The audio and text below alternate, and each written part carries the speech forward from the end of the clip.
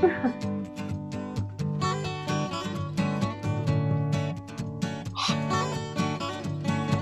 I was trying to just like chill before this, but I'm For chill. yeah. I turned on faulty power. Chewing on a piece of grass, walking down the road. British show. Almost before. Tell me how long you gonna stay here, Joe?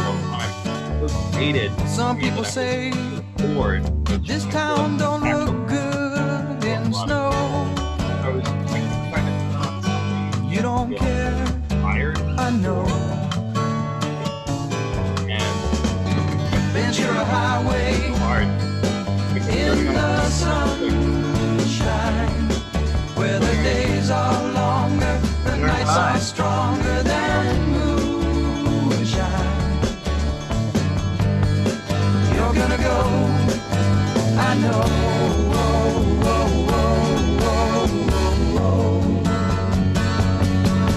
Cause the free wind is blowing through your hair, and the days surround your daylight there. Seasons crying, no despair. Alligator lizards in the air, in the air.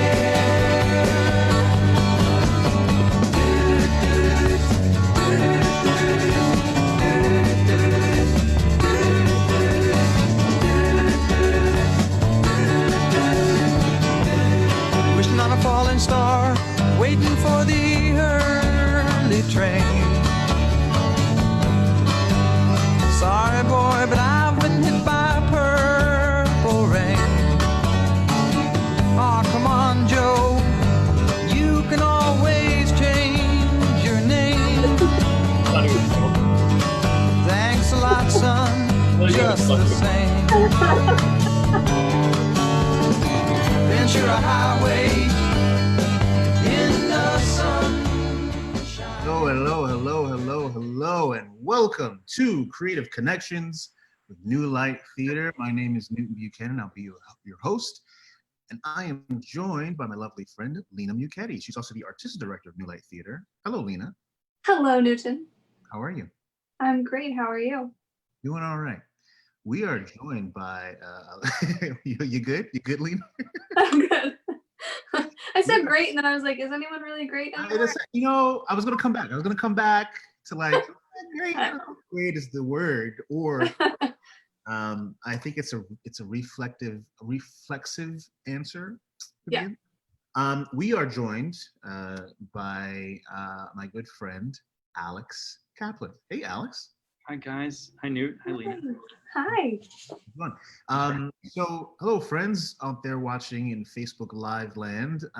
Thanks for taking the time out and joining us tonight. We're going to chat with Alex for a little bit. If you have any questions for Alex as we're moving through, you can throw those into the comment section, and then later in our session, we'll make sure that we get those to Alex to see if he has any answers for you as we make our way through. Alex, I'm going to start off by saying hello to you. and then Lena is also going to do a little bit of a bio. Lena, can you tell us a little bit about Alex? I can. Alex is an actor, writer, director, producer, and filmmaker who has worked in New York City and was recently serving as an executive producer for Short Order Production House, which serves the Philadelphia and Delaware areas, and he is now California-based. And together with our dear friend and NLT family member, Brian Gallagher, Alex and Brian co-founded Of Substance, which is a nonprofit film company that addresses societal challenges and stigmatized struggles through short films, with the first primary focus being on battling addiction. Did I get the major highlights for you? Yeah, that's great. Thank you. Great. Cool. Alex is also an actor by training. Yes, you're a trained actor, Alex. Yeah.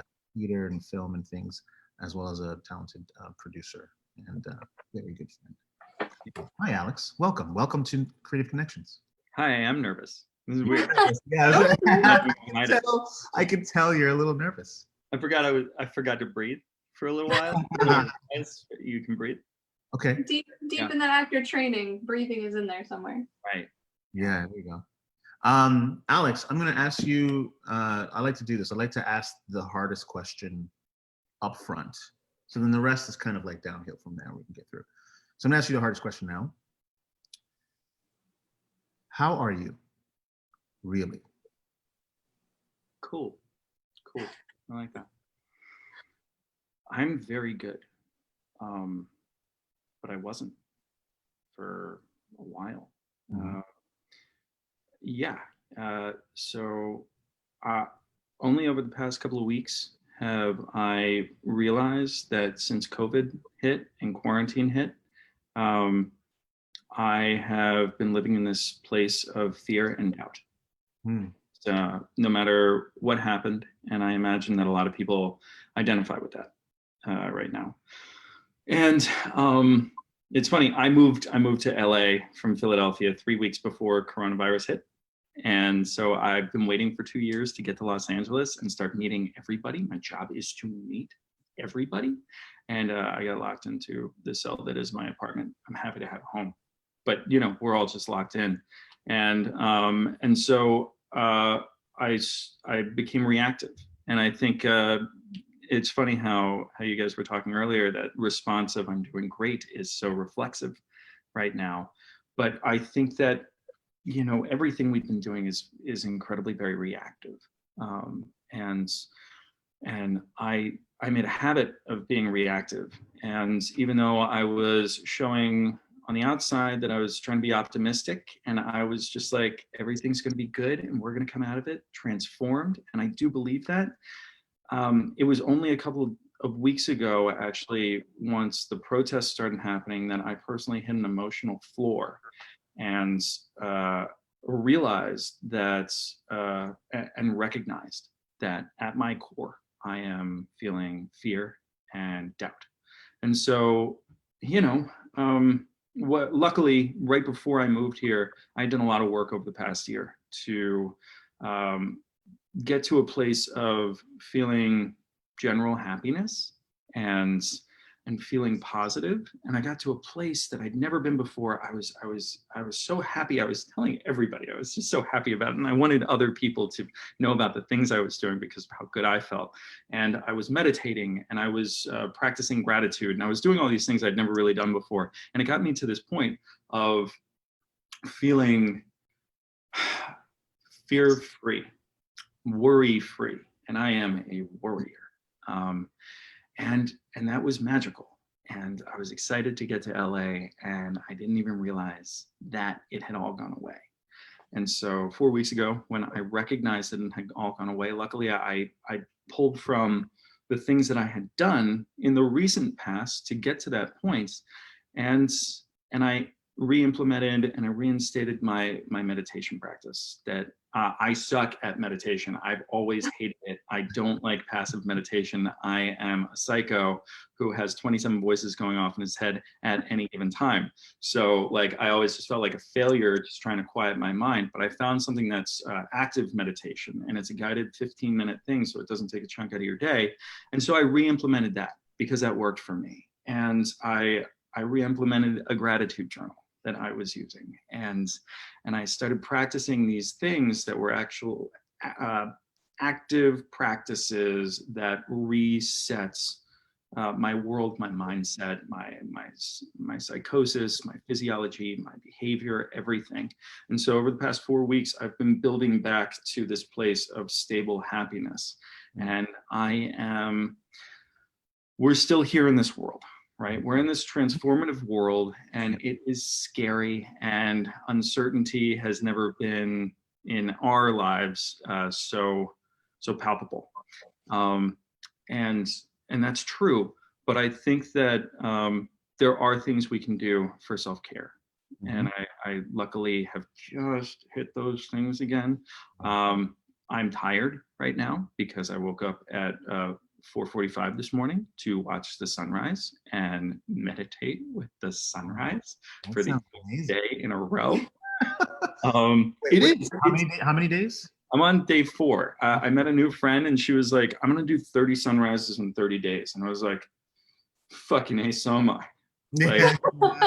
Well, it's funny because I've been trying to get back to a place where I'm like, waking up at 5 a.m. I'm great in the morning. I really like the mornings, but I'm like, I'm in this place where I got through this depression and I was waking up feeling dreadful, and I was just sleeping later and later because why not?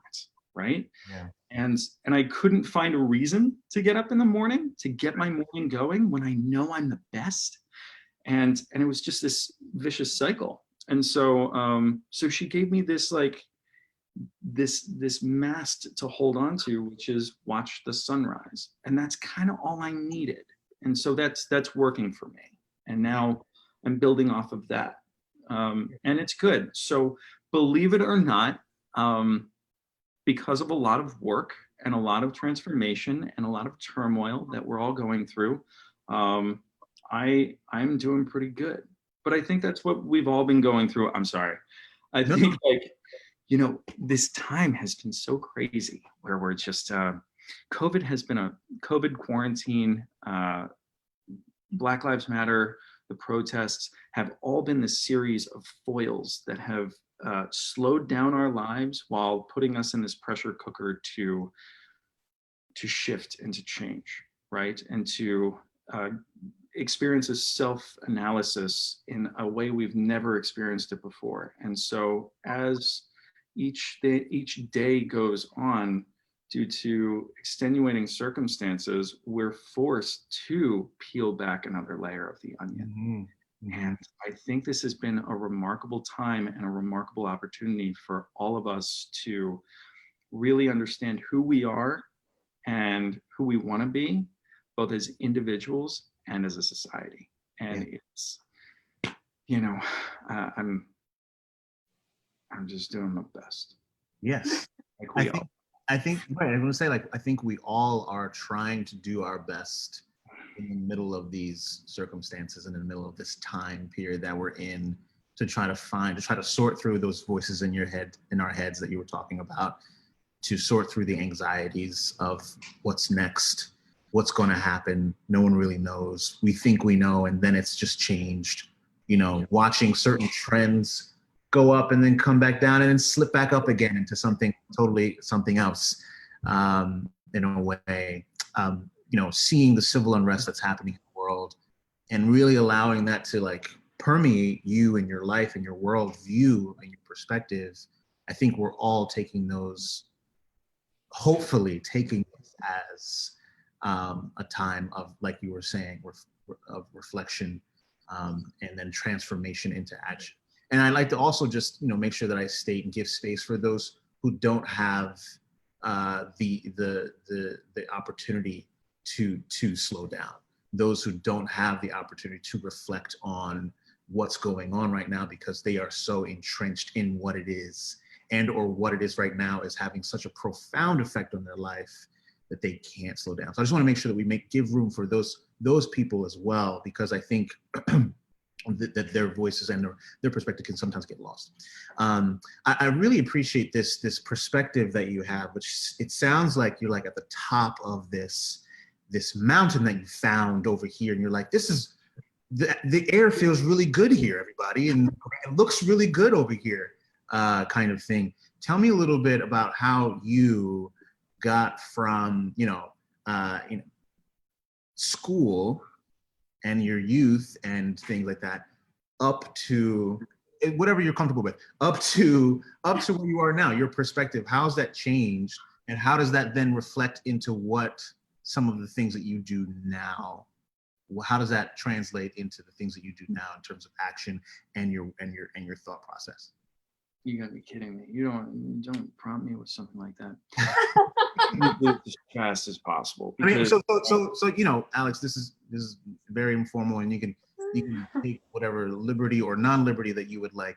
No. I am vulnerable. I'm an open book, and I think that my story is not special, but it's unique, as everybody's story is. And what's so tricky is whenever somebody asks me about what I do, it's so innately tied to who I am and where I come from and every experience I've had. And so I can't tell people what I do without telling them my entire life story. I'm the most annoying person in the world. So So I had a very interesting childhood. I grew up very fortunate. My father was very successful.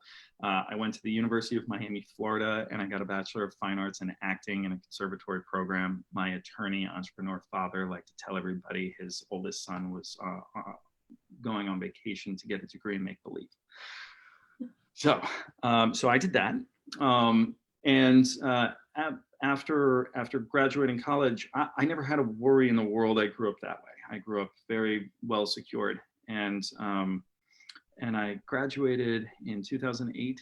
And my father had been sick his entire life due to weight, and then diabetes, and then heart issues, then kidneys.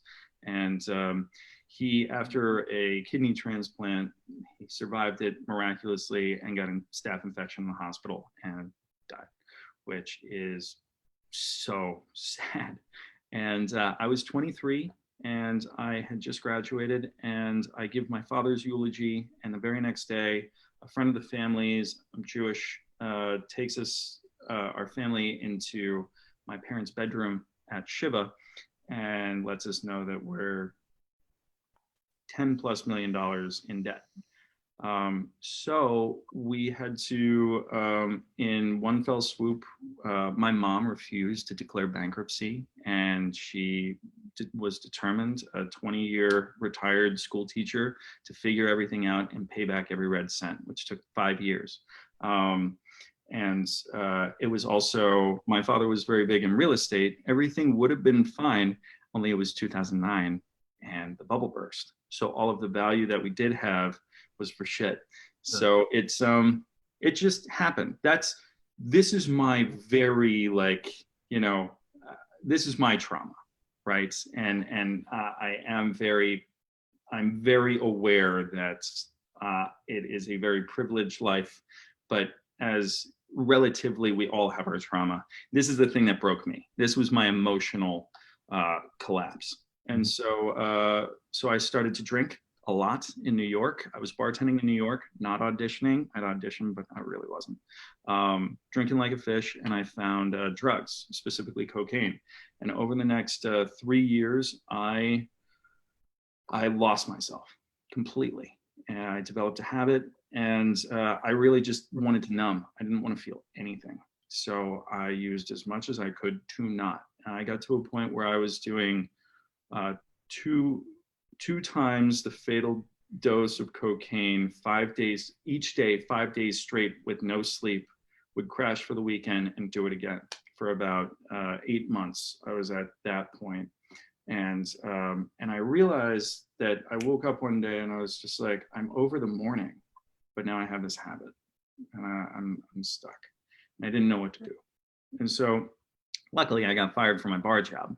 And my now wife, who was then my ex-girlfriend, was the first call I made. And she said, meet me on a park bench in Central Park. We met, and she was like, get the hell out of here. It was May, it was April. She's like, take the summer, go home to Philly and get your shit together. See if like getting out of this world will help. So I did. And the summer turned into 7 years. I found a great group, and I started my journey to sobriety, and that was 2 years to get off cocaine. After I got off the cocaine, I realized I was drinking the same way I was using cocaine, and from everything I'd learned from getting off cocaine, I applied that to alcohol, and over 2 years, I finally got off of that. And my wife, I'd fall off the wagon once in a while, but I was always honest with my wife. And it got to a point, a month and a half after our wedding, October 28th, 2017, Katie says to me, look, I appreciate that you tell me every time you're honest, but I need you to know that every time you do this, it's growing this chasm between us of trust. And eventually it's going to get to a point that's unmendable. And I realized when she said that, for the first time ever, that I can use and I can drink whenever I want, anytime, right now, but I can never use again without consequence. And I had lost the love of my life 3 times at that point. We've been together 12 years now. Well, with 6 Alex fuck ups. Yeah. We got together 12 years ago. And so so that was my journey of sobriety, and that happened like about over 2 years ago. I'm finally sober. In that time, though, I moved back to Philly. I was trying to get sober, and luckily, the one guy, the only person in the entire world who would give me a shot, was one of my best friend's cousin, who was a friend of mine, Zach Phillips at Short Order. Zach is openly sober, and I reached out to him and I asked him, "Hey, do you mind letting me pick your brain? I'm trying to get sober, and also I hear you got a production company. In mind if I help out?" And I came on as a fourth person. I was an intern, and I was bartending at night, Sundays and Mondays, and interning Tuesday through Friday. And he, after a while, he was like, "I got to hire you full time. I got to get you out of that bar." So he saved me from that, while also giving me a very nurturing home in a professional space to make mistakes, as I'd never really been a professional before, and not fire me and give me an opportunity to learn. And together we all grew up a little bit. We all became a next level of professional. And I went from intern to leaving Short Order with a company of 16 people strong as the executive managing producer. So I got to cut my teeth learning on branded content, interviews, documentaries, narrative pieces. It was a great opportunity for me to implement everything I learned as an actor, storytelling, trained in proper stage, tons of book work, everything. So yeah, it gave me an opportunity to see my value and see my worth while also getting sober. I was just getting hit from all sides, just finding my worth and finding my place in the world. And it was a great opportunity. It was the luckiest thing ever. What happened was, so we're making this thing, and I'm still falling off the wagon. This is in that time right before we got married. I meet our friend Brian Gallagher, and I meet him in a bar, not drinking, just we had a mutual friend and they were going to a movie and I had to grab something. We met, and I'm just like, "Dude, we're shooting something tomorrow and we're going to use the sound guy for the actor. You should do it." He thought I was full of shit, but he was just like, "Oh yeah, sure, whatever." I text him in their movie, just like, "I just talked to the director, you're hired, come tomorrow, blah, blah, blah." And he comes and he shows up. He's like, "Dude, I thought you were totally full of shit." Like, he's one of those producers who's just like lifting everybody up. Like, no, not at all. And while he's in the makeup chair, we just really hit it off. We start talking about how like, "Oh, you want to make things? Oh, I really want to make things. I don't want to make these things. I want to make things I like and care about. I want to make short films. I want to make films. I want to make web series and everything else." And so he and his partner Amy, in this series that they were writing, come to me about a week later and give me a call and say, "Hey, we want to produce this thing." And so we decide to make one episode and see how it goes. And it's in creating this one short film that Brian and I found out we're both addicts. And we got to talking about that. And we were actually both falling off the wagon at the time together, and we'd go drink together, full well knowing we shouldn't, and openly talking about the irony of it and seeing like the authentic humor in the irony of the situation. And though it was vulnerable, it was still kind of interesting and engaging. And we were just like, what if this were a short film? Right. And so Brian kept pushing, like, "Let's make short films about addiction." And I was just like, for what purpose, right? Like, why? Short films have no market, they have no ROI, and they take a lot of resources. And he was just like, what if there was a channel? What if there was a YouTube channel, right? Where you could go and like, it's just a growing channel of all these things where the rule is it's as engaging, immersive, and entertaining as it is immersive, or as it is insightful, challenging, and vulnerable on some perspective of addiction. And so I'm like, that's really interesting. That's cool. You kind of got me going. So we start like playing with this idea. I'm out to dinner with our friend Will Ball. I know that guy. Will is a agent in Philly, and I'm just like, "Dude, you got any actors who like need some footage for their reel? Because I don't got money, and we're kind of doing this thing." And this our friend Ashley, who was a fifth wheel on this double date that night, luckily, thank God she was there. She was like, Alex, this kind of sounds like a nonprofit. And I'm like, oh, I don't know what the fuck a nonprofit is. Right. Like, honestly, like Yeah. I'm an actor, now I'm a producer, and I'm in that rat wheel. And so I just start looking into it. We start thinking and we start developing and we start to see how we could structure this and add value and turn these films into tools that could help people. And so all of this, like, it was just this, like, it was an onion of just like, you know, peeling off these layers as we'd see. It didn't all happen at once. It was just like, cool, cool, cool.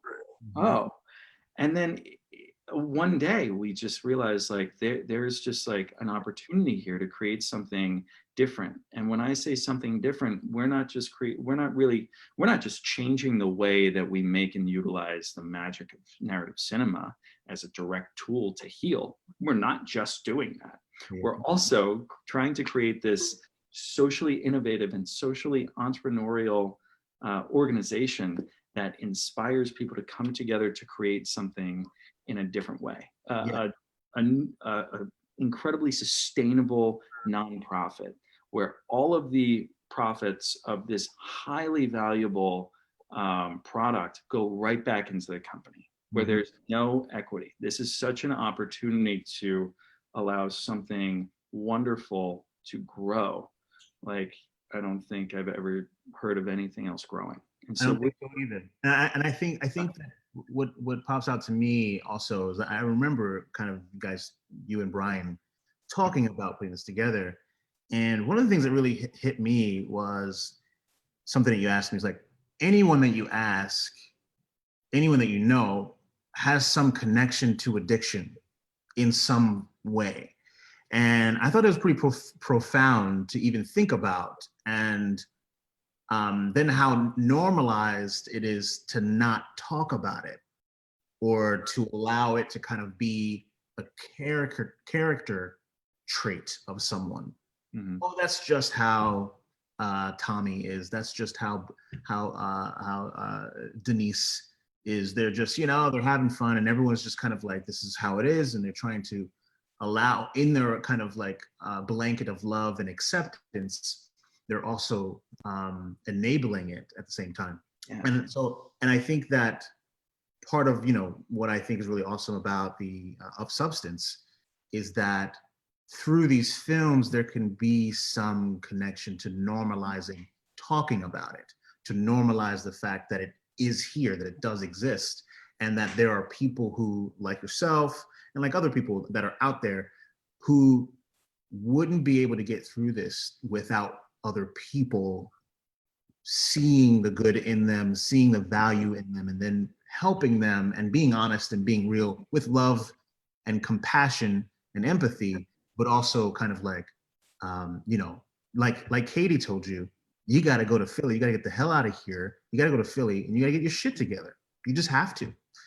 And thank God that you had someone in your life like that to make that happen. That's what I think is really awesome about it. That's why I love to hear that movement of the journey for you, because I think it's inspiring, right? It's inspiring. I mean, there's like, I think about the time that we're in right now. We're in quarantine. We're in this period where we don't really know what's happening. Some people are losing their jobs and losing houses and cars and all kinds of things. And there's other things that this country and this world is engaged in and doing that's beyond deplorable. And it can feel, I think, to a lot of people, and has felt to everyone who might be watching and every one of us here, at some point during this, like, what the hell is this and what the hell am I going to do? I'm sure we've all had that thought at some point during this. But I would argue that it's the people that are around us and the network that we've formed that helps us make our way through. The shared experience of it helps us get through. And that's what I love about Of Substance. Lena, have you seen any of the videos from Of Substance? As far as I know, I've seen all of the videos. So we had a little screening party there. Right, that's right. And I think considering they were made, you know, with origins from just two human beings, the diversity of the tone and the angles that we're taking to come at the same subject matter is really impressive. And so there's bound to be something in the collection that's going to resonate with someone, which I love too. Yeah. It doesn't feel like they all came out of the same two brains. Right, right. Even in the current collection, there's probably something in there. Right. And Alex is working on getting, you know, more support and more of those made. You know, if you want to talk a little bit about that, Alex. Sure. Yeah. I mean, the vision for Substance is, we think one of the biggest issues that we have as a society is that the best treatment is out of reach of those who need it most.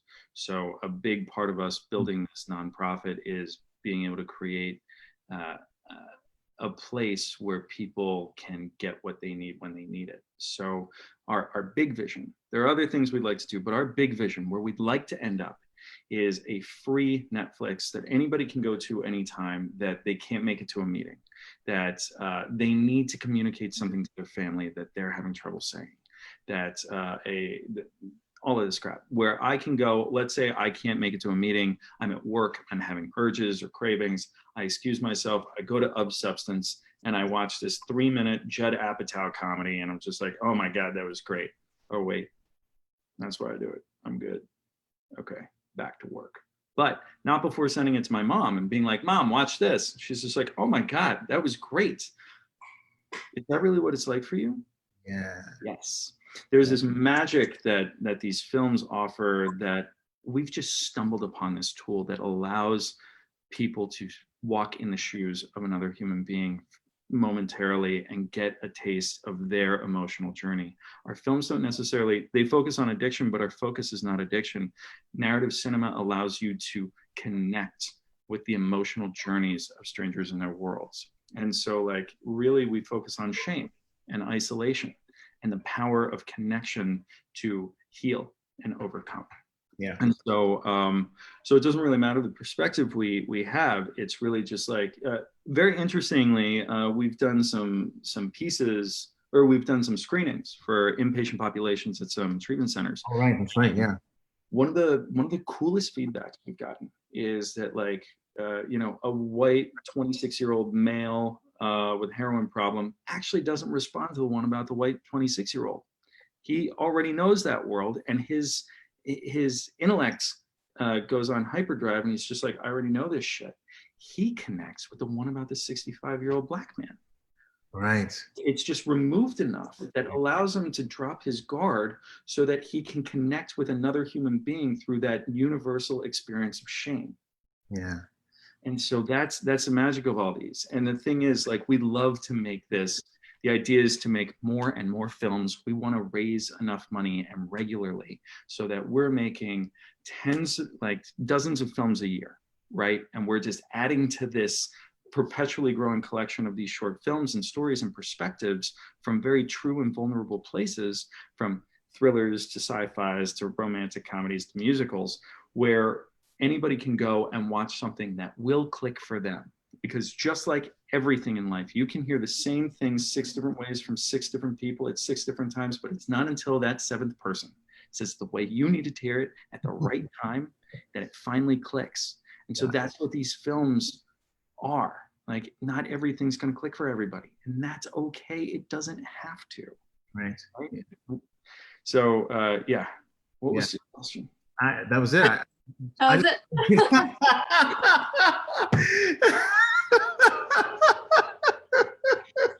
I don't talk to people a lot anymore. Well, I think at this point it's time for a sip. We usually take a little bit of a sip of whatever we've got hanging out. So you in the Facebook Live land, I'll go ahead and take a sip here. Mm-hmm. It's drinking milk out of a bucket. Is it milk? It's water. Like water. So these are the we're gonna get it. This is my segue. Just wait. So I have been. This is a container that you usually get, like if you get like wonton soup from the corner Chinese store, right? I used to drink out of them. I used to drink my water or gin out of them behind the bar. Out of these, right, yeah. So they're very common in restaurants, that kind of thing. I love it because it's usually the biggest vessel that I could get like water in. Because there's no usually in my house, in my cabinet, this is not my house, but in the cabinet, there's no glass or cup or mug that's this big. And so I was like, this is great. I've been drinking out of these for how long, Lena? I mean, I've known you for, did we figure out 13 years? 13 and years. It's at least that long. Yeah. So I think I've been drinking out before I met you. So I've been drinking out this. Speaking of Chinese stores. Like that? Stores, restaurants. Was that good? Was that a good segue? Not so good? Sure. Yeah, let's go with that. Okay, it was good. All right. I do love a good wonton soup. Alex, do you like wontons? Alex, what's your stance on a wonton? I love a wonton. Okay. I don't know what to say next. You don't have to say. Okay. I got you. Delicious. They are totally good. Lena, can you make some wontons for me at some point? I did. I made for Tom's birthday. I made like some Asian dumplings and some fried rice kind of situations. Yeah. Yeah. Lena's. I got you. Is this where the transition was supposed to go? I don't think so, but Newton's mind often just pivots to food in whatever form he can find it. Oh, great. Yeah, we're here talking about food. So Alex also loves food. He's acting like, hey, what are we talking about here? But Alex knows a lot of good restaurants in Philadelphia. I know that once you got to LA, COVID happened. So have you been able to explore the restaurants in LA? There's only one right answer. So no, I haven't. Well, I mean, like we do takeout once in a while, and so I've taken upon myself to the one thing I'm committing to is losing weight in COVID. Got it. So I'm doing this program I've done before. I've lost 20 pounds. Whoa. And it's got an intense eating plan, but the way it works is it's 3 months. The first month, you only do it for 3 days a week. The second month, 4. The third month, 5. Excuse me. It's intermittent fasting. And then it tells you literally, you will eat this after 16 hours. Half an hour later, you will eat this. Half an hour later, you will eat this. 4 hours later, you will have this shake. You will go to bed and shut your mouth, right? And here's the workout you'll do on the days that you're fasting. So it's just 3 days a week workout and a very specific diet plan. But on the off days, you're allowed to eat whatever you want. So I'm having double bacon cheeseburgers and chili cheese fries and fried chicken sandwiches on the same day, which is why I've only lost 20 pounds. That sounds like my day-to-day, though. Definitely throw down on what you just said in a day. I like this.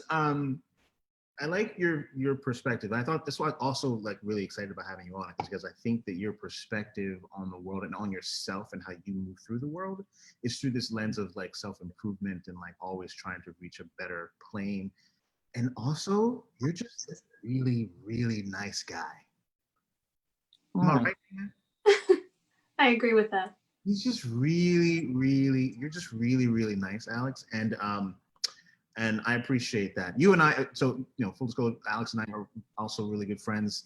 I met him, when did I meet you? 2017, 18? You've got options, whenever the hell that was. Working on a piece for it was through Brian. Just like Brian, I'm looking for. Yeah, Brian, exactly. Yeah, Brian let you know to reach out to me to come do this piece, and then I had you submit for something completely different. That's what it was. I was looking for African American males between 30 and 40 to do this other thing that we actually never got hired for, and but we had your video and we got this other piece and we loved your video. So we were just like, Zach was like, yo, what about those videos from that other thing? And we looked at it and it's just like, oh my God, new, we need new. Yeah. I think at some point in a lot of people's lives, if you know me, you've said at one point, we need Newton. I need Newton. I need Newton. Sometimes to my chagrin, sometimes not. What I'd like to do right now is take us to the comment sections and see if we have any questions going on there. We do have one. Are you ready? Are you ready, Alex? Are you ready, Alex? Okay. Yeah. Are you finding any shared experience between the isolation addiction can cause and the isolation caused by COVID? Is there any insight you can share around how to rise above that feeling? Whoa. Get out of here. That is such a wonderful question. I have this, ever since COVID started, somebody put this idea in my head. Where I was talking to the director of innovation at the Department for Behavioral Health and something disability services in Philadelphia.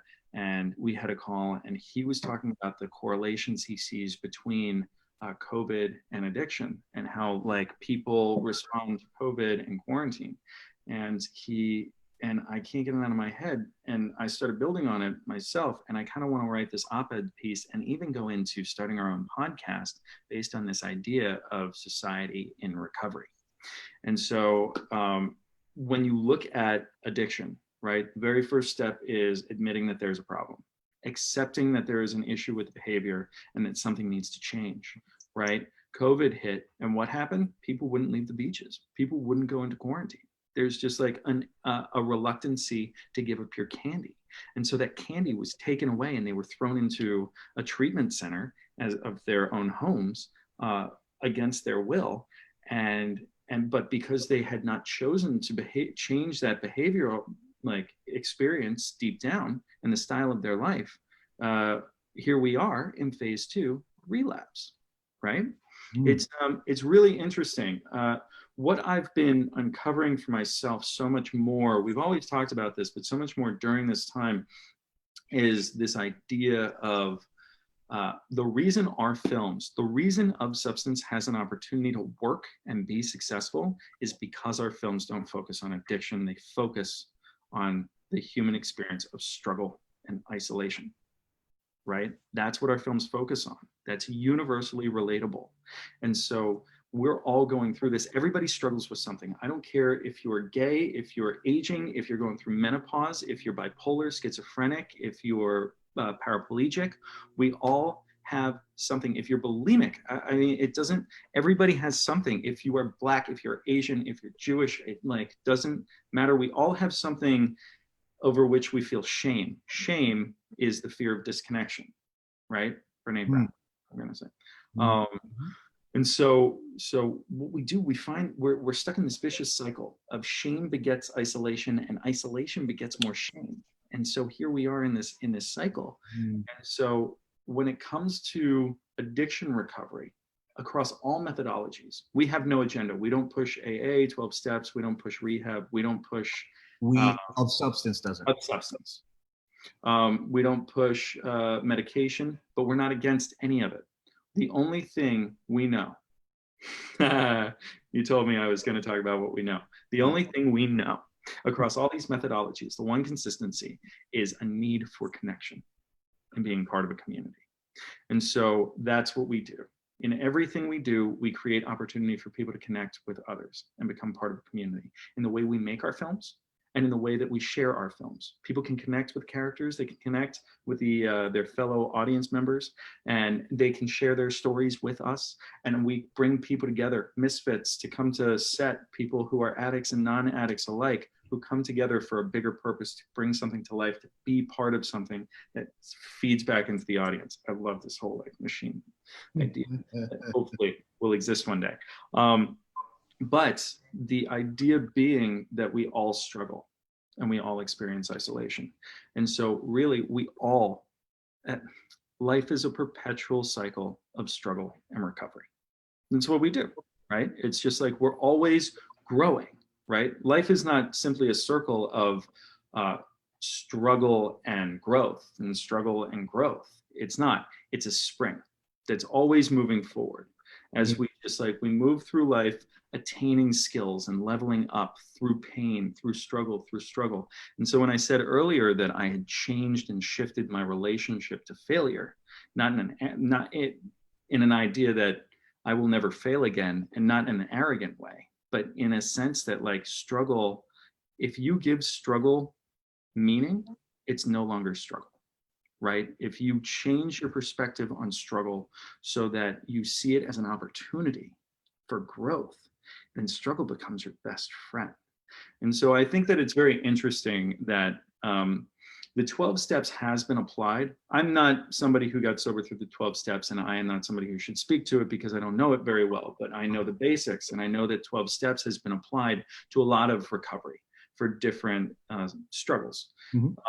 But I do think it's very interesting that the only demographic and the only group that's known globally for having a system of recovery is the addiction group and the addiction demographic. And it puts, interestingly enough, what Roland, going back to that man, was saying to me on the phone was that like, it puts those who have gotten sober and been through this system in the past in an interesting position today to help and to communicate and to support the rest of our communities, as we're all now seeing that we all need to recover differently.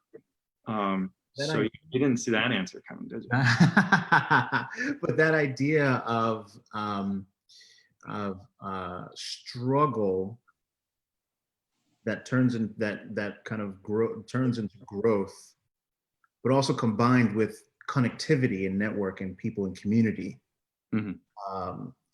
is helpful, because just struggle for growth's sake is one thing. When you're doing it solo, it's not so enjoyable, right? If I may, real quick, have you guys seen the Brene Brown TED Talk? Nope. Watch Brene Brown's TED Talk. It's one of the most famous TED Talks, the most viewed TED Talks on all of the internets, the interwebs. It's about shame and vulnerability and connection. And that's everything. It's just like the only way to overcome shame and isolation is to be vulnerable and to not fear connection with others, and open, authentic connection. I'm so sorry I cut you off. That's okay. That's all right. I also want to again give space to those who struggle is outside of their control in a different way. I think addiction is something that is outside of a person's control as well. And you can control how you respond to it, but you can't control the fact that you have it, right? Is my understanding. I'm not so well versed in it, but I think there are other people who find themselves in a place where they're doing everything right, and things outside of what is in their control is affecting their life and putting them in a place of struggle. And that even though that if they adopt some of the ideas that we're talking about tonight, it may not fit perfectly. And so but I do think that that's where that connectivity comes in, that having a network and having people around you is important for that. And also for those who might be looking out and seeing someone in struggle, to have a moment of empathy, to say that person, and compassion, to say that person is probably going through something. What can I do? How can I reach out to them? How can I help them? But I think about that in terms of just like wearing a mask. Like people aren't wearing masks these days, and it's just like it is the simplest way to let someone know that you care about them.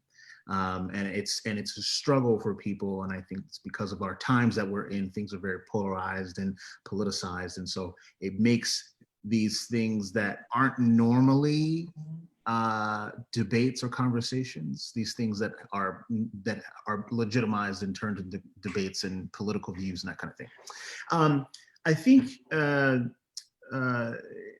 is that what I wanted to say? Yeah, I think. I think also, before we head into our lightning round questions, I just wanted to stay. I just want to also say that I think, you know, in you talked a little bit about a pressure cooker, and you talked a little bit about how the notion of the ideas that you're actually talking about is that we're all in this together, and we're doing the best that we can. And you and I have had many conversations about just those things, about how we're all trying to do the best we can, and that we're all in this together. And I think that's a really important thing, especially for some of the more high profile things that are happening in the world today, all over the globe. If you really boil down and cut through some of the thicket, you'll find that some of these people, people here want the same thing. It's just that there's a lot of other things that are in the way of that. I just want to make sure I said that. So now let's move into, yes. Oh, we have another question? We do. Can we sneak another one in there? Yeah, we can. Great. So Jocelyn wants to ask how you're negotiating your transition from Philly to LA during COVID as someone who recently moved back to the area myself. How have you prepared yourself to switch from a market based in theater, devising, and community to one that is more superficial and some would argue completely dependent on who you know and what you look like? I'm recently a graduated actor, musical theater, and attempting to dive into film and acting in LA, which is the opposite of what I've been doing for the past 4 years. So any advice you have is greatly appreciated. Jocelyn, I'd love to chat at any point, just to put it out there. I love meeting people, and hi, neighbor. So interestingly, yeah, you know, that was actually always my biggest fear about coming to LA, was like this notion of superficiality and people really, it being a city where people, it's tricky to know who to trust, right? And it's also a city built on a singular industry. So no matter where you go, even if you're going socially just to a bar, you never get to turn off, because you just never know if like you're sitting next to the person. You got to be careful of what you say and how you put yourself on. I've been out of the theater world for a very long time, so we don't have that in common. And I'm honestly here as a filmmaker, but more as an executive director and co-founder of a nonprofit. So I'm coming here in a different mindset. So, however, the biggest thing that I learned in my time in Philly, in my last 6 months in Philly, was I took this course with a friend of mine. Her name's Ashley Owens. She runs Ashley Assists. She is a master networker. She is a networking concierge, and she does workshops. She does all this other stuff. She's amazing. But what I got from it was, the biggest thing I got from it was this idea that people do business with people they know, like, and trust. Friends, right? So the idea being, that's what she puts in your head as she tries to get you used to going to networking events. Because why are people going to networking events? To sell. Nobody's going there to buy. So it's really just a party where you're just trying to make friends. Nobody wants to hear what you do. Nobody cares about what you do. I could meet 10 people who are in personal finance, but I'm going to call the one that I play golf with. You know, I'm going to call the one that I play pool with, or that like our kids know each other, or that we've gone out to dinner and that we develop a relationship with. I really wish I'd learned this when I was an actor, or for anything. I think this is the best piece of advice that anybody could get as a human being, but especially in like as a professional human being. I don't care what you do, and I don't care where you work or what you're trying to do. Go to everything. Don't just go to parties where you think you need to meet somebody, or networking events for just actors or whatever. Go everywhere and just be you, and just talk to people. And just life and business is about relationships and possibility. That's it. It's like a marriage. We don't know what we're getting into, and we don't know what we're going to create, but we're getting into it because we like each other, and we have this shared vision of what could be. And so as an actor here in LA, you know, all you can do is just be you. Don't worry about being anybody else. Don't worry about appeasing to anyone else. This is why you hear all these stories, and I don't know that these are true, but you hear these stories about Bruce Willis and Will Smith, how they talk about how they're not the best actors. They talk about it, but everybody loves working with them because they're always genuine and they're just hard workers. It doesn't matter how good you are at what you do. I'm going to hire you because I want to be around you, you know? That's why I hire new, right? Like, Absolutely. I've met, he's not good at what he does. Not really good at anything. No. I just exude, like, I make people feel comfortable. Yeah. That's it. That's all though. That is all. Appreciate that. And Alex, I'll hook Jocelyn. I'll hook you up with Alex. Cool. So let's hop in. Thank you for that question. That final question. Yeah. Move on to our lightning round here, Alex. Our lightning round session. If you've been coming to our Creative Connections, you know that the lightning round and the next set of questions is just me asking Alex some random questions. He's going to give a one-word answer, if possible. It needs no explanation unless I want one. And then that's how we'll go. Okay, Alex, are you ready? No. Tea or coffee? Coffee. Let's see. How do you like your eggs? Over easy. Oh. Mm-hmm. Best way to have potatoes? Fries. Just fries? Like really, like the best fry can't be. Yeah. Like a really good fry is. I mean, potatoes au gratin, like. Oh, okay. But it feels so special. Subtitles or dubs? Dubs. I'm dyslexic. Oh, okay. All right. Well, it depends on. Lightning round. Worst Shakespeare play?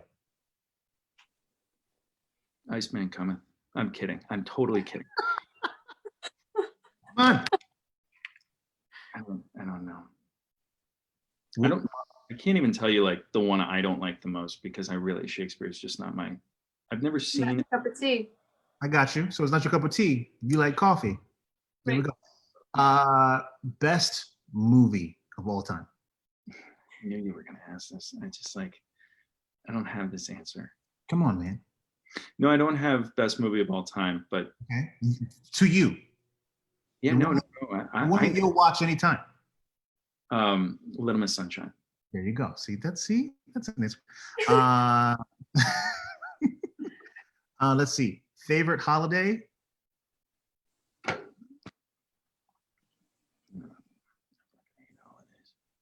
You hate holidays. That's an answer. That is an answer. That's right. That's an answer. Hanukkah. There you go. Okay. Okay.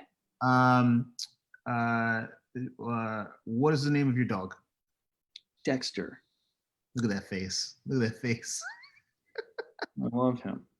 I've never had a dog before in my life, and I moved to LA, and my wife had already fostered this dog, and I moved in, and I didn't know if we were going to be buddies, and now I'm obsessed. Now you're in love. We just bought him a wagon that we can put him in. He is 100-pounder, but he's a stray, so he's afraid of the outside. Rescue, yeah. We want to take him to the park, so we just put him in a fucking wagon. Like a grocery wagon, we can like put him in and we can wheel him through the park. Are you wearing pants or not? Shorts. That's it. That's the lightning round. We're going to move into the next set of questions, which are the set of questions from the actor studio that the late John Lipton used to give to his guests. And I'm going to go through that with you, Alex. Are you ready? Yeah. Yes. Okay, here we go. What is your favorite word? Sacapuntas. It's Spanish for pencil sharpener. Oh, very nice. Sacapuntas. Okay, cool. I got like 2 weeks into Spanish 1 before I quit, and that's one of the 3 words I learned. Words that came with you. Right, Yeah. Right. What is your least favorite word?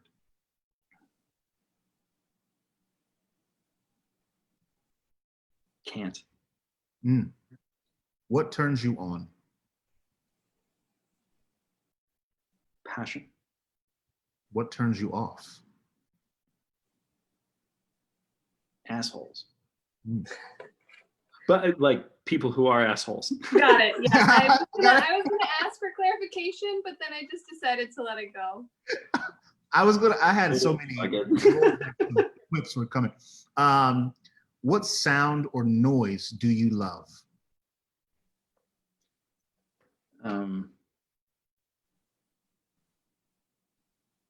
My wife's voice. I knew you were going to say it. What sound or noise do you hate? My wife's voice. I don't have a clue. Like, I don't have noises that I like, that specific people's voices. Anything, any noise or sound. Specific people's voices. Specific people's voices. Okay, cool. All right. Yeah. Cool. What is your favorite curse word? Fuck. Yeah. Admiral. What profession other than your own would you like to attempt?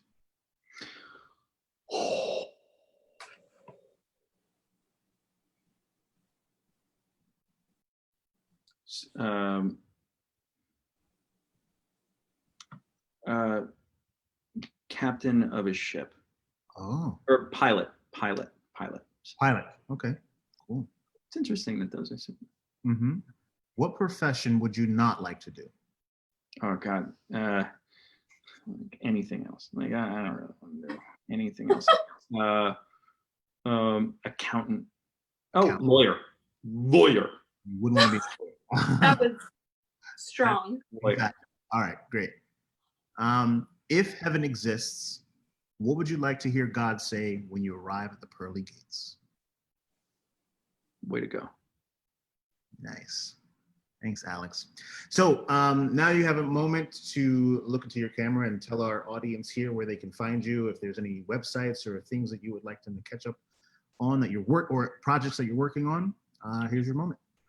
Sure. God. Yeah. So, hi everybody. I'm Alex Kaplan. So of Substance, we are right now, we're in the midst, we're taking July to, get our room in order.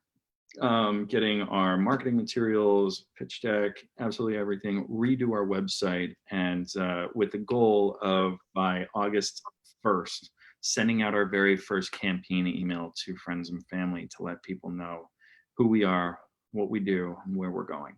Announce some new partnerships we've made, and all of the above. We're hoping to, we have very high goals of raising a couple $100,000 over the next year in order to make our next series of films. And yeah, so we're gonna get that going. But if you wouldn't mind going to ofsubstance.org, subscribe. Let us know, give us your email. We'd love to let you know. Our campaign emails after the very first one will be where we put casting calls for talent, for crew. There'll be places where you can hear about the new films coming out, where you can hear about screenings and panels that we'll be starting to do digitally, and many, many more things. But also, you can see all of our films for free at any time. We have 9 films that we made to get started, and they're all on the website. Now, these films are, we like to think of them as entertaining as they are utilitarian. So if you wouldn't mind taking a look, they are 3 to 13 minutes max. There's a total of 55 minutes worth of film up there. It's really not a lot. But if you go and you check it out, let us know what you think. Let us know if you think that if they help you. Let us know if they help you understand somebody in your life, or think that they'll help others in your life understand you better. And please share them. The idea is that, unfortunately, addiction is something that has been deeply cast in the shadows and is smothered and smeared with blame and shame and stigma. And people don't really talk about how much they experience it directly or indirectly. And so the more we share this, the more we get eyes on this, the more we're hoping that people will feel less alone, less crazy, and more hopeful. So the more you share, the more we appreciate. Please, there is a subscribe button on the site. There's also a donate button on the site. Thank you. Really appreciate absolutely any support you might give. You can follow us on Facebook. I was gonna say Facebook and Instagram, right? Yeah, you can follow us on Facebook. I don't know the handle. And you can follow us on Instagram. I don't know the fucking handle. And but we're gonna put those in a post. Yeah, and we'll put a spot where Jocelyn can find you for more networking advice too. Yeah. And we're going to be releasing a video right after this that you made for us. All of our guests put together a short video to share with everyone and all of our viewers and guests to help them get through some of this time, because it's something that works for the guests themselves. And so we're going to share that video as well. Alex, I'd like to just say thank you so much for your friendship. Thank you so much for your heart. Thank you so much for your perspective and you're waving the flag of self-improvement and connectivity. And I really appreciate that. You've been an awesome influence in my life. I just think you're a really great guy. So thank you so much for coming on to our show. Oh my God, I think the world of the two of you. You three are Tom's out there somewhere. Tom's out there, but you guys are some of the most unconditionally supportive and loving people I have ever met in my entire life. And I am a better person for knowing you. Oof. Thanks, Alex. Thank you. Thank you, Alex. Thank you, friends. And I really appreciate all of you out there in Facebook land joining us as well. Keep your eyes and ears peeled for the video that we're going to release that Alex did. And really appreciate you joining us this evening. Thank you so much. Goodbye, everybody. Thank you.